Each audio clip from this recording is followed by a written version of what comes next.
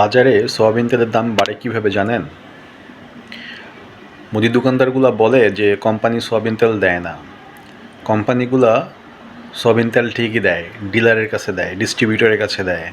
এরা আবার মুদি দোকানে দিয়ে দেয়। এরা কি করে, এই যে বোতলজাত যে করা যে তেলগুলা, একটা বোতল 1 লিটারের বোতল ওরা কিনে 175 টাকা করে, কিন্তু খোলা তেল বিক্রি হয় 200 টাকা করে। এই খোলা তেল, এই বোতলজাত তেলগুলা বোতল কেটে ড্রামের ভিতরে তারা খোলা তেল বানায়। অর্থাৎ সব তেল, বোতলের তেলগুলা ড্রামের ভিতরে ঢুকে যায়। ঢোকার পরে কি হয়, বলে যে কোম্পানি তেল দিচ্ছে না, তেল ক্রাইসিস, তেল নিতে হলে এখন 220 টাকা, 200 টাকা। এই যে 25 টাকা, মানে 25 টাকা লাভ করার জন্য 175 টাকা করে বোতল কিনা, সেটাকে 200 টাকা করে বিক্রি করার জন্য বাজারে একটা ভার্চুয়াল ক্রাইসিস তৈরি করে। এরা তৈরি করে বেশি দামে বিক্রি করার একটা পায়তারা চালায়। ভোক্তা অধিকার কয়েকটা অভিযানে কিন্তু এরকম ঢাকা শহরে ধরেছে, হাতে নাতে ধরেছে, যে বোতল কেটে কেটে ড্রামের মধ্যে খোলা তেল ঢোকাচ্ছে। ঢুকিয়ে তারপরে কি করলো, বললো যে এটা কর্মচারী কি করছে আমরা জানি না। যখন তারা বললো আপনার দোকান থেকেই আমার এক লোক কিনে নিয়ে গিয়েছে, তখন তারা বুঝতে পারলো যে আসলে এখান থেকে বাঁচার কোনো উপায় নেই। তারা ধরা পড়তে স্বীকার করলো। এদেরকে 50,000 টাকা জরিমানা, এবং এই জরিমানা না দিলে 1 বছরের জেল। কিন্তু দেখেন, ওরা কিন্তু তেল এইভাবে সিন্ডিকেট করে লক্ষ লক্ষ টাকা ইনকাম করে ফেলছে। 50,000 টাকা ওদের জরিমানা দিলেও কোনো গায়ে বাঁধবে না।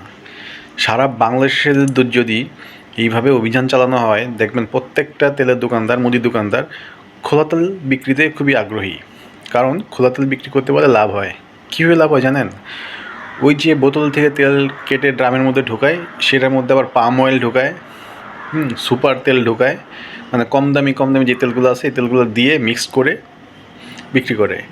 আবার দেখেন, এখন কিন্তু গরমকাল চলে আসছে, পাম অয়েলটা শীতের মধ্যে জমে যায়। মানুষ খুব বুঝতে পারে সহজেই যে এটার মধ্যে পাম অয়েল মিশানো আছে, পাম অয়েলের দাম কম।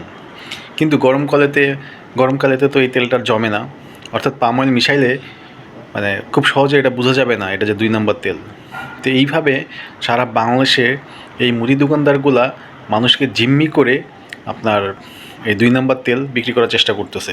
এবং বোতলের যে তেলগুলা, রূপচাঁদার তেলগুলা, বসুন্ধরা যে তেলগুলা, এই তেলগুলার বোতল কেটে কেটে ড্রামে ঢুকিয়ে খোলা তেল বানিয়ে 200 টাকা প্রতি কেজি, প্রতি 20 টাকা, 25 টাকা বেশি করে লাভে বিক্রি করার চেষ্টা করতেছে। আরে ভাই, সামনে রমজান মাস, আপনারা যদি একটু সংযম না হন, অন্যান্য দেশে জানেন রমজান মাসে লাভ করে না, আবার লসও করে না, সমান সমান করে ভর্তুকি মানে বিক্রি করে দেয়। কিন্তু আমাদের দেশে রমজান মাস আসলে মনে হয় কি, ব্যবসায়ীরা সারা বছর অপেক্ষা করছে কবে রমজান মাসটা আসবে আর কখন মানুষের পকেট থেকে টাকা হাতিয়ে নেবে।